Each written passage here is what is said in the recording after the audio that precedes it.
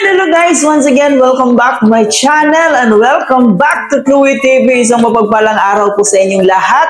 Maligayang araw, maligayang gabi, tanghali. Saan mo kayo naroroon ngayon, mag-ingat po kayo palagi.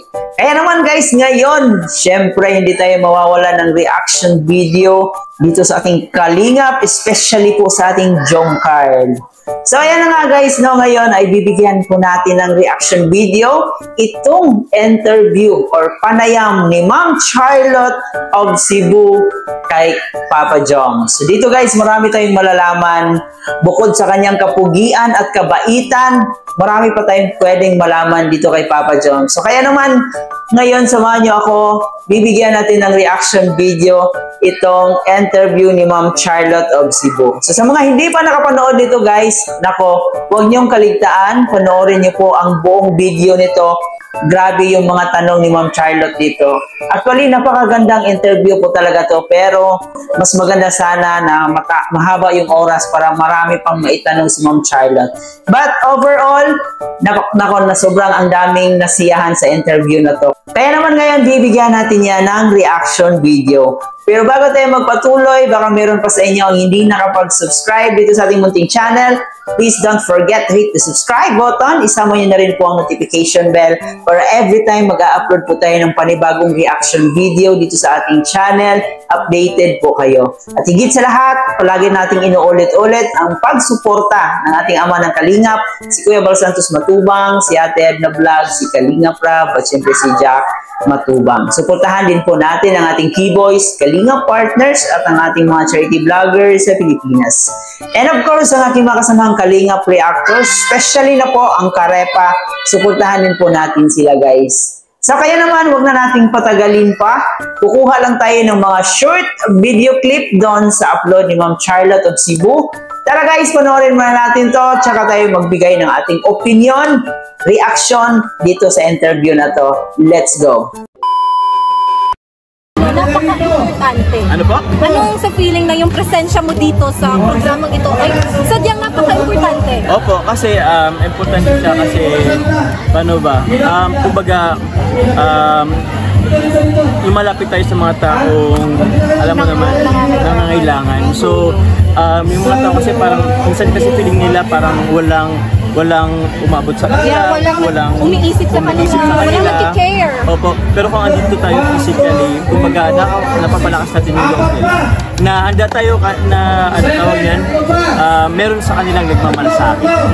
And this is the second time na nakasama kita sa ganitong pa-feeding program. Kasi yes, yung sponsor natin, nandun din kami. Opo, yes. Yung ating Jongcarl 18 po, andun po sila. Yes. Pumunta po sila sa lugar po ni Carla sa Taong. Okay. So, napakasaya. Na second time, andito po ulit tayo. Yeah, but that time, hindi kita napanayam. Ano lang, nakita lang kitang nagbubuhat ng bigas. Ay, siya po. Napaka-strong niya po. Yes. At willing po talaga siyang tumulong sa kanyang kapwa.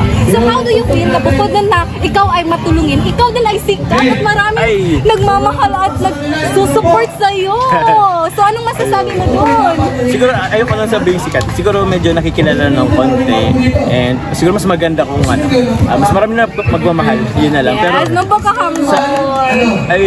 pero yun nga, maraming salamat po sa patuloy na sumusuporta sa pagpupromote po sa Team Kalingap sa ating channel po. So yun po, magpakarami lang po tayo. Pero yun, salamat po. And saka gusto ko rin, I would like to take this chance na magpasalamat mismo sa kanya personally. Bakit po? Dahil yung mga fans niyo po, yung mga nagsusupport niyo po, ay nag-subscribe din sa ating YouTube channel. Nung pumunta kayo ng Thailand, ginamit or pinumote po ni Kuya Val ang aking channel. At doon po, nung pumunta ako, you know what? Nung pumunta ako dito sa Dait, 700 lang yung subscribers ko.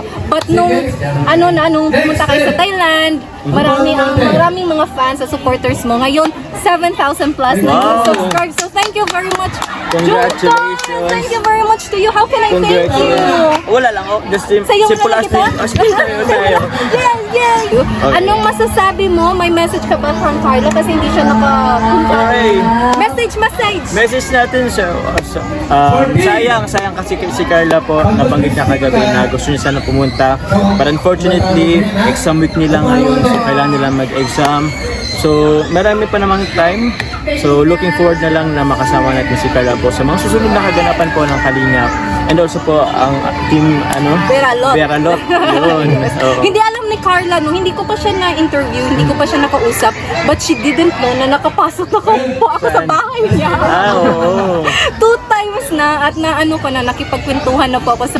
You are, okay, ito, nag-gets ko na. You are the inspiration to others. The inspiration to others. Ayun. What can you say about that? I'm thankful naman ako kasi yun din naman ng isa sa mga goal ko or gusto kong mangyari to be an inspiration to everyone, everybody, na if you have the ability naman, if you're capable to change others' life, so makapagtulong ka, ang gawin mo. So yun, I'm thankful ako na naging inspiration ako sa iba. And sana kayo din sa mga gusto maka-inspire sa iba, gawin niyo po kung anong sa tingin niyo po ay kailangan niyo gawin, or tama. So ano lang, masaya. Do you think kailangan pa na maging sikat ka bago ka makipagbigay ng inspirasyon sa bawat tao? Do you think? Hindi po. Hindi kailangan sikat ka. Kahit sino ka pa po kung kaya mong maka-inspire ng tao, kahit sa maliit na paraan po. Kasi minsan kasi yung mga politicians kasi hindi natin na-appreciate. Pero yung iba, sobrang appreciate na nila yun. That's true. That's really true. Na yung parang we think little to ourselves. Do you also think the same way ba? Yes po. Pero parang yun na nga sobrang akala ko maliit lang, pero ang laking bagay pala pagdating sa iba. Yeah, like for you, you're just little, right? But you didn't know na yung ang daming taong tumitingala and you are indeed an inspiration to them. Thank you naman. So it's really good to hear, no? So ayun, as you can see mga kalingap, narinig po natin mismo kay Jones, yung our questions are not just only related to our program today, but we're trying to know him more pa. So thank you very much for sharing it with us, ha?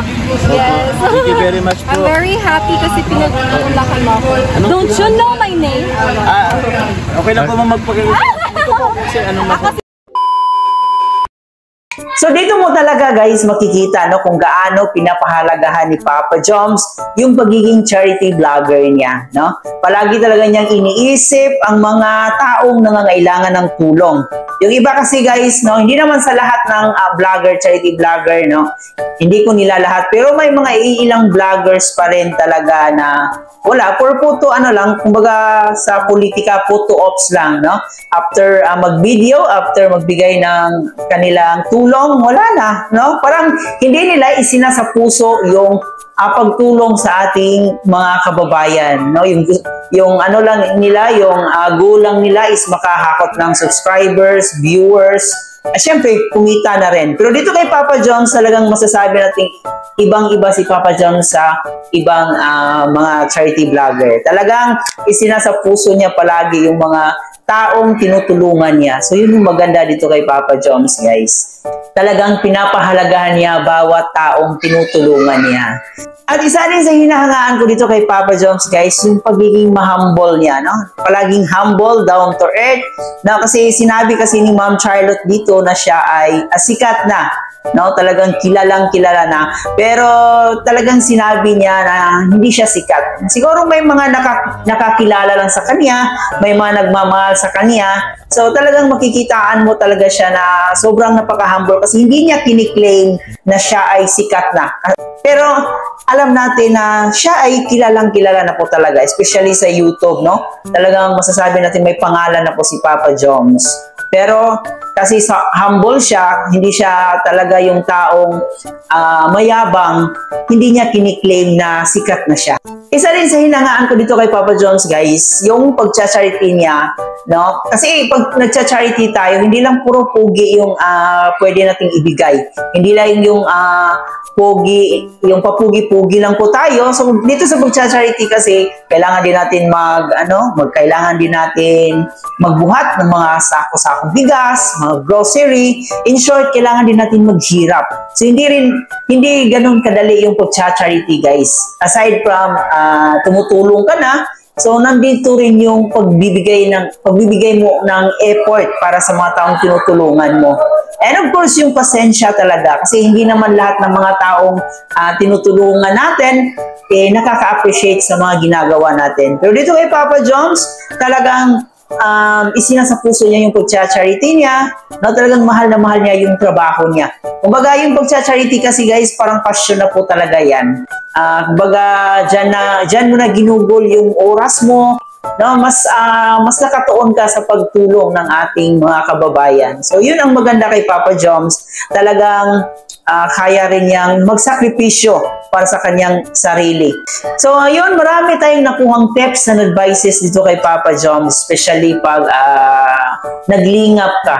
No? Kasi pag naglingap ka talaga, pag tumutulong ka, tulad ng sinabi ko, hindi lahat ng tao makaka-appreciate sa'yo. Diba? Kahit gaano ka pa kabait, kahit gaano ka pa kabuting tao, may mga bashers ka talaga.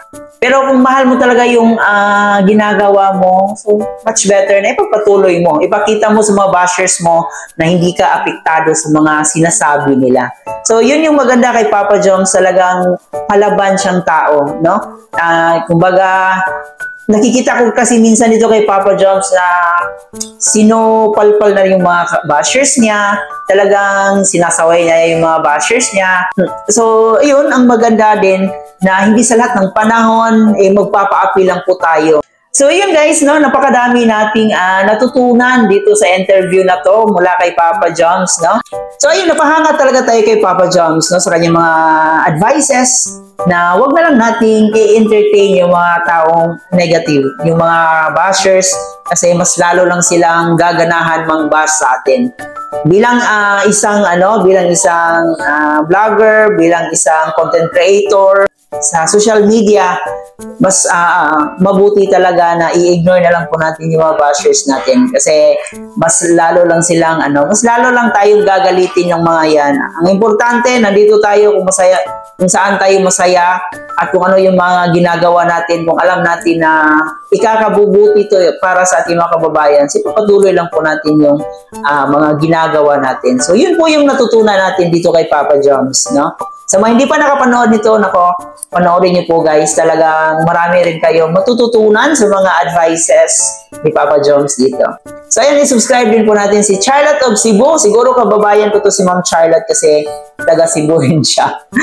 Kaya naman, i-subscribe natin, supportahan natin ang kanyang channel. Bago ko tapusin, baka meron pa sa inyo hindi nakapag-subscribe sa ating channel, please don't forget to hit the subscribe button.